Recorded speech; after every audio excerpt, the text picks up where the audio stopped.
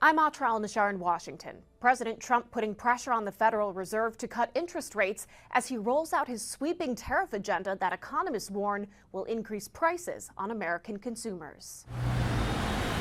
For not the first time, President Trump going after America's central bank, an institution meant to be independent from politics. The Fed would be much better off cutting rates as U.S. tariffs start to ease their way into the economy. Do the right thing. April 2nd is Liberation Day in America. The president posted on social media hours after the Federal Reserve announced it's keeping interest rates steady for now in its effort to bring down inflation. Inflation has moved closer to our 2% longer run goal, though it remains somewhat elevated. The Fed's restrictive interest rates have been a thorn in Trump's side since he took office. I think I know interest rates much better than they do. Presidents have no direct control of interest rates, but President Trump plans to have an indirect effect. When the oil comes down, it'll bring down prices, then you won't have inflation, and then the interest rates will come down. That hasn't happened yet. But still, the president wants to see rates cut before his tariff policies really start to take effect.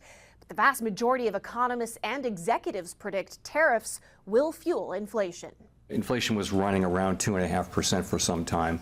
I do think with the arrival of the tariff inflation, further progress may be delayed. As history has shown, when the Fed lowers rates too early, inflation only gets worse. As things stand, the Fed is likely to cut rates by 1/4 point twice this year, but their next meeting isn't until May, more than a month after Trump's next round of tariffs start to kick in.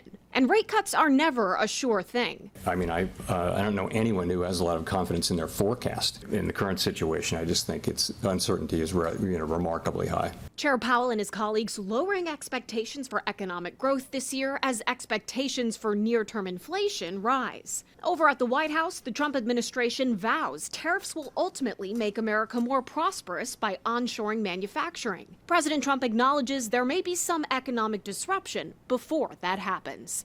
In Washington, I'm Atra Al-Nashar reporting.